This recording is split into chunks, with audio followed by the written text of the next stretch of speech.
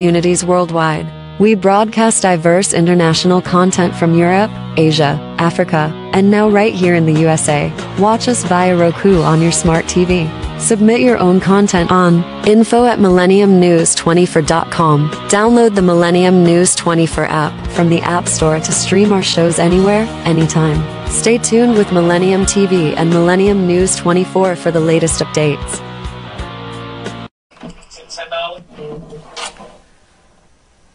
প্রিয় দর্শক, millennium new TV and millennium TV USA থেকে আমি Noor Mohammad Tafadar New York studio থেকে।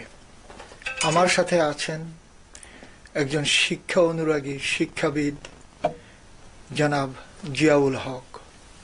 উনি একজন প্রবাসের এবং প্রবাসীদের ভিতরে একজন শিক্ষা অনুরাগী প্রফেসর জনাব জিয়াউল হক। কেমন আছেন ভাইজান? আসসালামু আলাইকুম। আলহামদুলিল্লাহ, অনেক ভালো রয়েছি। আমরা যারা প্রবাসে আছি, প্রবাসীদের ভাগ্য উন্নয়ন এবং প্রবাসীদেরকে নিয়ে দু চারটি কথা বলবো, যদি আপনার সুযোগ থাকে এবং সময় থাকে ইনশাআল্লাহ। অবশ্যই। দেখুন, বাংলাদেশ স্বাধীন হলো প্রায় ৫৪টি বৎসর।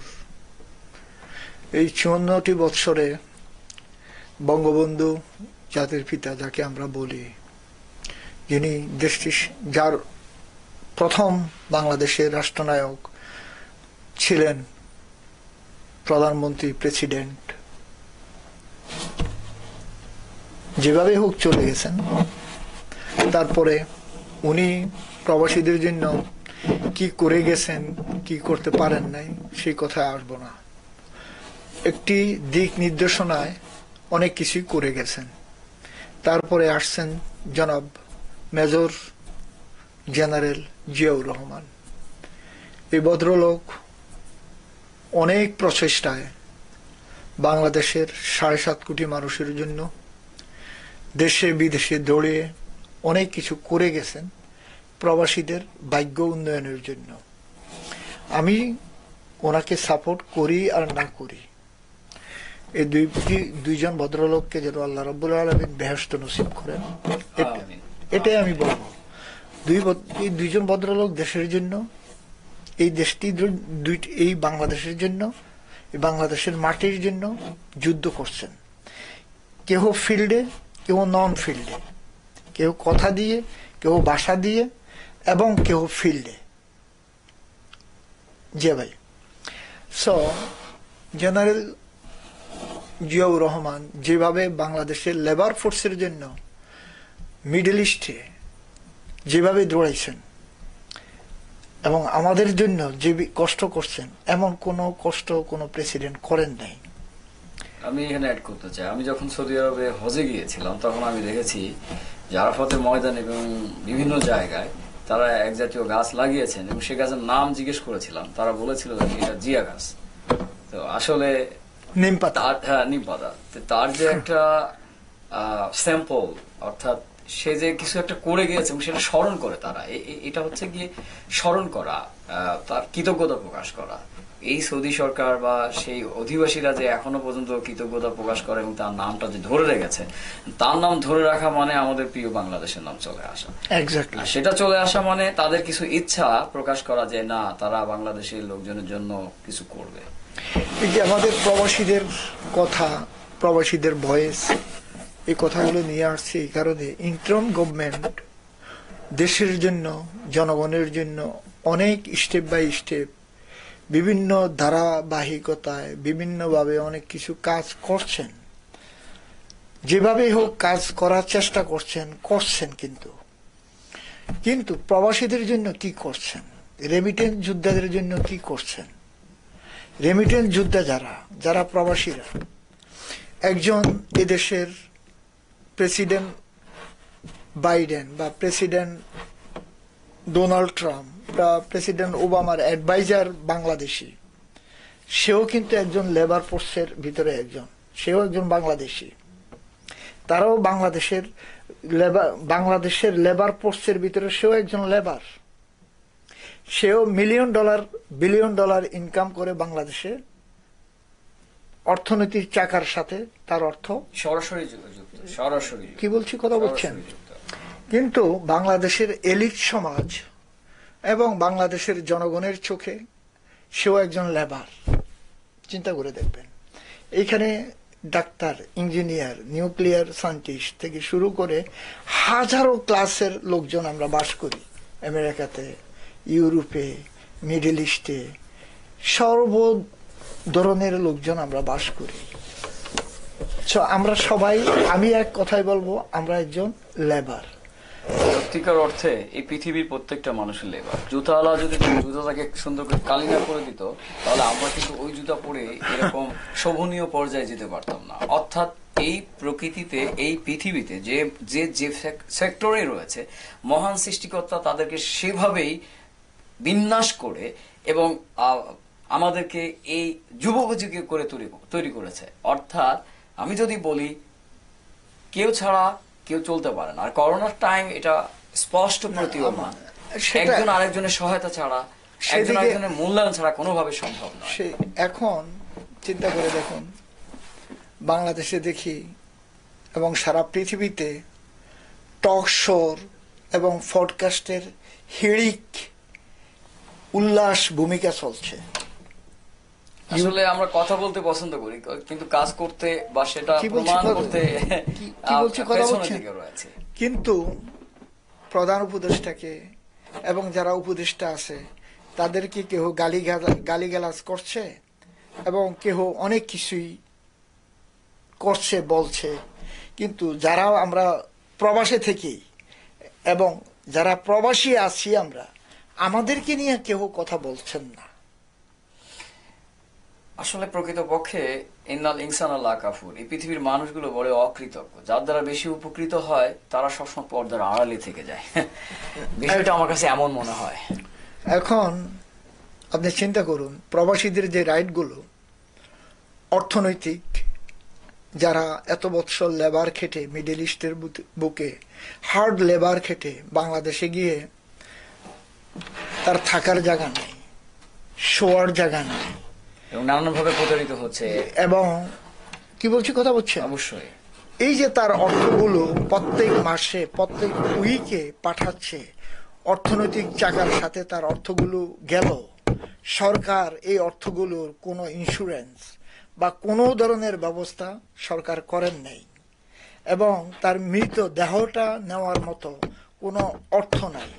দেশে যদি কোনোভাবে তার মৃত দেহটা যায়, ওই দেহটা তার অর্থ দিয়ে, কেহ অর্থ দিয়ে, জামিন দিয়ে বা কোনোভাবে না নিলে ওই দেহটা পর্যন্ত যায় না, পৌঁছানো সম্ভব নয়। কি বলছি কথাটা বুঝছেন? সত্যিকার অর্থে আমাদের এমন একটা পরিকল্পনা করা উচিত যে যারা প্রবাসী তারা কি পরিমাণ টাকা প্রতি মাসে দিচ্ছে তার উপর একটা নির্দিষ্ট চার্জ করে সরকারের। এখন আপনাকে বলি, আমাদের এই যে অর্থনৈতিক চাকার সাথে আমাদের প্রবাসীদের অর্থ প্রত্যেকটি ক্ষেত্রে সংযুক্ত হচ্ছে, এবং 2 কোটির উপরে প্রবাসীরা বাস করে। এই 2 কোটি লোক যদি প্রবাসীরা অর্থ না দেয়, বাংলাদেশ কোথায় যাবে?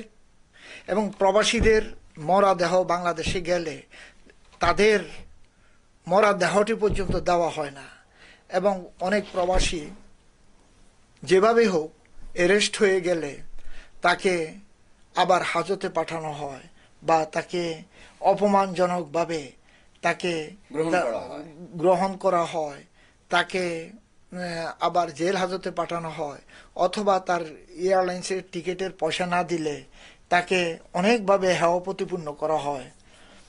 সো এগুলোর দায় দায়িত্ব কার বলুন তো? আমি যদি ব্যক্তিগতভাবে মনে করি, প্রথমে হচ্ছে গিয়ে আমাদের সমাজের যারা রয়েছে তাদেরকে আসলে সচেতন হতে হবে, এবং এই বিষয় নিয়ে আমাদেরকে সামনে এগিয়ে আসতে হবে। সর্বস্তরের মানুষ যখন এটা দাবিতে পরিণত করবে, তখন আমার মনে হয় এটা দ্বারা একটি ভালো ফল আশা করা সম্ভব। এরপরে যদি প্রশাসনিক ভাবে ভাই আপনার সাথে আমি একটু অ্যাড করি আপনার কথার সাথে, বাংলাদেশে যে 18 কোটি জনগণ দেশে বাস করে, ওই 18 কোটি মানুষ আপনার এই 2 কোটি মানুষের জন্য চিন্তা করে না। তারা কি করে, এই 2 কোটি মানুষ দেশ থেকে আউট হয়ে গেছে, এই দেশের মানুষগুলো বোধহয় বাঁচছে, এটা বোধহয় একটা আজাব চলে গেছে। আসলে তা না, বিষয়টা এরকম। আমি আপনাকে বলছি, শুষে নেয় এই প্রবাসীদের কথা। আসলে আপনি যেটা বলছেন, পাঠানো, আমি আপনাকে বলি, সুস্থ থাকে। আপনাকে বলি, ওই এই যে 18 কোটি মানুষের ভিতরে 5% অথবা 10% লোক হলো এলিট সমাজ। যে এলিট সমাজ টিভির পর্দায় বিভিন্ন ভাবে,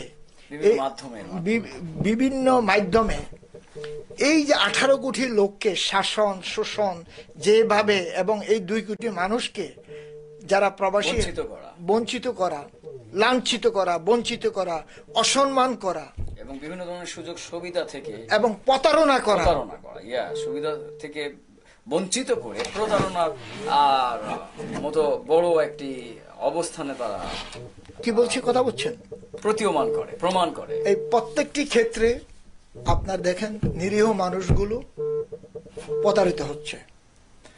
যেমন যারা খাস করে মিডল ইস্টে থাকে, যে ভাই বোনগুলো মিডল ইস্টে থাকে, কেউ ভিসা ক্যান্সেল হয়ে গেছে, কেউ হয়তো বা অবৈধ হয়ে গেছে, তাকে অ্যারেস্ট করে পাঠিয়ে দিচ্ছে।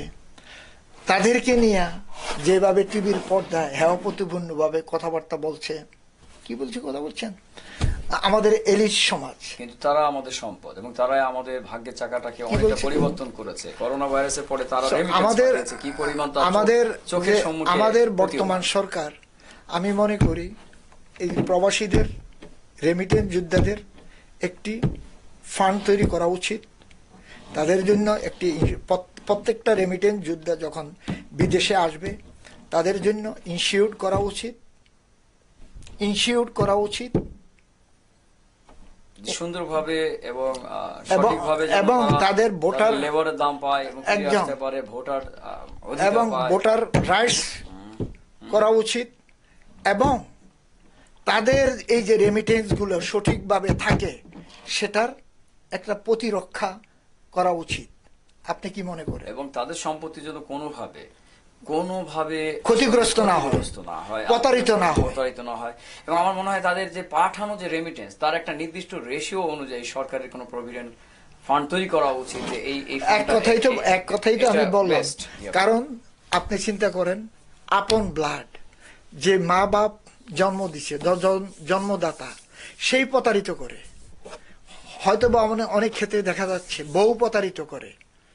কি বলছি কথাটা বুঝছেন? আসলে তাদের অক্ষির সময়কে তো তারা দেখছে না, কি পরিমাণ তারা পরিশ্রম করছে। এইভাবে মাথা ঘাম পায়ে ফেলে যে পাঠাচ্ছে, তারা তো সুন্দর কষ্ট নগদ টাকা পাচ্ছে।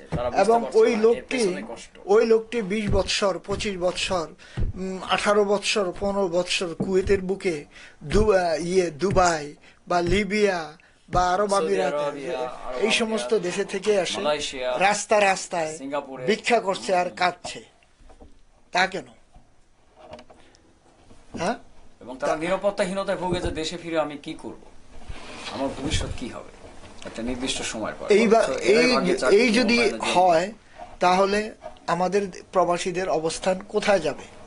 প্রিয় দর্শক, আমরা ছোট্ট একটু বিরতিতে যাব। বিরতির পর আবার নিয়ে আসছি আমাদের প্রবাসীদের কথা। আপনারা আমাদের সাথেই থাকবেন। Millennium TV, bridging communities worldwide. We broadcast diverse international content from Europe, Asia, Africa, and now right here in the USA. Watch us via Roku on your smart TV. Submit your own content on info@millenniumnews24.com. Download the Millennium News 24 app from the App Store to stream our shows anywhere, anytime. Stay tuned with Millennium TV and Millennium News 24 for the latest updates. প্রিয় দর্শক, আবার ফেরত আসছি আপনাদের কথা, আমাদের কথা, প্রবাসীদের কথায়, প্রবাসের কথা। দেখুন, প্রবাসীদের রাইটস, ভোটের রাইটস, রেমিটেন্স যোদ্ধাদের রাইটস, রেমিটেন্সের ইনস্টিটিউটস রাইটস, এলিট সমাজের রাইটস নয়, বাংলাদেশ সরকারের রাইটস নয়, বাংলাদেশের জনগণের রাইটস নয়, যারা রেমিটেন্স যোদ্ধা তাদের রাইটস, তা নিয়ে আমরা কথা বলছি। বাংলাদেশে কে আজকের রাষ্ট্রপতি হবে, কে রাষ্ট্রনায়ক হবে, কে প্রধানমন্ত্রী হবে, কে দেশ চালাবে তার কথা বলছি না। যারা শাসন করবে, শোষণ করবে, কে কোন দেশে চলে যাবে তা নিয়ে আমরা কথা বলছি না। কে কোন দেশের ভাগ্য বন্টন করবে তা নিয়ে কথা বলছি না। আমরা বলছি প্রবাসীদের কথা। দেখুন, সারা বিশ্বে আমরা দেখছি বহুত ভাই এখন পডকাস্ট করছে এবং ডক্টর ইউনূসকে এবং বর্তমান সরকারকে অনেক হাইলাইট করছে। তা দিয়ে কোনো কাজ হবে না। বিএনপিকে অনেক হাইলাইট করছে, জামাতকে হাইলাইট করছে, আওয়ামী লীগকে হাইলাইট করছে, কিন্তু প্রবাসীদেরকে কে হাইলাইট করছে ভাই? যেই প্রবাসীরা এই দেশের, যে পৃথিবীতে যেই দেশেই থাকুক না কেন, তাদের মাথার ঘাম রক্তের পয়সা দিয়ে বাংলাদেশ চলছে, তাদের কথা কেউ বলেন নাই। কি বলেন যে ভাই? বর্তমানে কিছু কিছু চ্যানেল আসলে সরব রয়েছে এবং তারা নানা ধরনের আসলে পরিস্থিতির শিকার হয়েও তারা কিছু প্রবাসীদের যন্ত্রণা, নির্মম পরিস্থিতির এই দৃশ্যগুলো তারা নানানভাবে পরিলক্ষিত করেই তারা কিছুটা হলেও সামনে এগিয়ে আসছে। এখন কিছু কিছু ক্ষেত্রে মাঝে মাঝে আমরা শুনতে পাই। তবে হ্যাঁ, এটাকে আরো বেগবান করতে হবে, এটাকে আরো সামনের দিকে নিয়ে যেতে হবে। তাদের স্বার্থের দিকে লক্ষ্য রেখে, দেশের স্বার্থের দিকে লক্ষ্য রেখেই তাদের কথা বলতে হবে, তাদের কথা ভাবতে হবে। দেখুন, আজকের নিউজে দেখলাম আপনার বাংলাদেশের অনেক কীর্তিকলাপ, আপনার বাশার সাহেব নামে একজন শিক্ষাবিদ, আপনি ওনার ইনস্টিটিউটের নাম আমি নাই বলি, প্রায় 2000 কোটি টাকা আত্মসাৎ করছে উনি, ওনার ওয়াইফ, এবং ওনারা দুজন জেলে বিভিন্নভাবে প্রতারণা করে। প্রতারক সেজে একজন শিক্ষাবিদ এখন প্রতারক হয়েছে দুর্নীতি দমন আইনে, সরকারের আইনে। কিন্তু যারা প্রবাসী, চিন্তা করে দেখুন, এরা তো প্রতারক না। এরা দিন শেষে দেশের ভাগ্যের চাকাকে উন্নয়নের জন্য সার্বিকভাবে চেষ্টা করে যাচ্ছে, তাদের পরিবারের জন্য, তাদের নিজেদের জন্য, তাদের সমাজের জন্য, তাদের দেশের জন্য। দিন শেষে এটা অস্বীকার করা। এই যে আপনি সারাদিন পরিশ্রম করে দেখুন, ভোর 6টায় স্কুলে গেছেন, জি, স্কুলে প্রফেসরি করে হাই স্কুলে, এখান থেকে 60 কিলোমিটার দূরে, হ্যাঁ, তারপর আবার মিলেনিয়াম নিউজ 24, মিলেনিয়াম টিভিতে আসছেন জি, দুটো কথা বলার জন্য। আপনাকে অশেষ ধন্যবাদ। আমিও কৃতজ্ঞতা প্রকাশ করছি যে মিলেনিয়াম নিউজ 24 বা মিলেনিয়াম টেলিভিশনের মাধ্যমে আপনারা প্রবাসীদের যে বাস্তব অবস্থা এবং তাদের ভাগ্য উন্নয়নের জন্য চেষ্টা করছেন এবং সেটা নিয়ে যে সরব রয়েছেন, কথা বলছেন, এই জন্য আমরা কৃতজ্ঞ। আমরা আশা করব বাংলাদেশ সরকার, বর্তমান সরকার বিভিন্ন স্তরে, বিভিন্ন স্টেপে, বিভিন্ন ধারাবাহিকতায়, প্রত্যেকটি ক্ষেত্রে বাংলাদেশের উন্নয়ন নিয়ে কাজ করছে। বাংলাদেশের প্রত্যেকটি ক্ষেত্রেই তারা উন্নয়নের কাজ করছে। আমরা আশা করব তারা যেন সমাজের, রাষ্ট্রের এবং প্রবাসীদের উন্নয়নের কাজ করে। প্রথম কাজটি হবে, প্রবাসীরা যখনই প্রবাসে আসবে, যে দেশে আসুক না কেন, তাদেরকে একটি ইন্স্যুরেন্স করা তাদের জীবনের এবং তাদের অর্থনৈতিক চাকা ঘুরার। এই অর্থটা কোথায় যাবে, কোথায় আসবে, কে খাবে, কে তার স্বার্থলম্বী হবে, চোর ডাকাত, তার বাপ মা কি আসল বাপ মা? টাকাটা কি সত্যিকার অর্থে পরিবার কাছে পৌঁছাচ্ছে নাকি ভয়া হয়ে অন্য জায়গায় চলে যাচ্ছে? এক্স্যাক্টলি। এবং সরকার এটার 50% সরকার এটার যেন সংরক্ষণের ব্যবস্থা করে এবং এটা যেন সঠিকভাবে বণ্টিত হয়। সরকার যেন এটার স্বার্থরক্ষী। সত্যিকার অর্থে তারা যখন আসে তখনই প্রতারিত হয়। তারা এয়ার টিকিট কিনে এত বেশি টাকায় ফেরার সময় বা বিভিন্ন সময়, আমি প্রতিটা ক্ষেত্রেই আসলে প্রবাসীদের সাথে জি ভাই, এয়ার টিকিট, এগুলো বাস ভাড়া, এয়ার টিকিট, এগুলো হবে, এগুলো কিছু না। কিন্তু আপনি ফ্যামিলির কাছে গিয়ে যদি আপনি বাসায় শোয়ার স্থান না পান, আপনার বাড়িতে আপনি রাস্তায় থাকতে হয় এবং প্রতারিত হতে হয়, মামলা খেতে হয়, হ্যাঁ, জেলে যেতে হয়, তাহলে খুবই দুঃখজনক। তাই না? সো ওই এলিট সমাজ, ওই চেয়ারম্যান, ওই মেম্বার, ওই ওসি সাহেব এবং ওই এসপি সাহেব, ওই সমাজ থেকে আপনি ধিক্কার জানান, তাই না? তো আমরা আশা করব সরকার যেন প্রবাসীদের জন্য কিছু কাজ করেন। এই বর্তমান সরকার আশা করব প্রবাসীদের কিছু কথা, কিছু হলো কাজ করে যান। প্রিয় দর্শক, আজকের মতো প্রবাসীদের কথা এখানেই শেষ করছি। আপনারা যে যেখানে থাকবেন, আপনাদের কথা, আপনাদের ভয়েস, আপনাদের কাজকর্ম নিয়ে আমরা কাজ এগিয়ে যাব, কথা বলবো। আপনারা যদি কিছু বলার থাকে প্লিজ আমাদেরকে লিখবেন Millennium TV info@millenniumtvusa.com or info@millenniumnews24.com। যে যেখানেই থাকুন, সুস্থ থাকুন, ভালো থাকুন, মিলেনিয়াম টিভি ইউএস এর সাথে থাকুন। আল্লাহ হাফেজ। আসসালামু আলাইকুম রহমতুল্লাহ।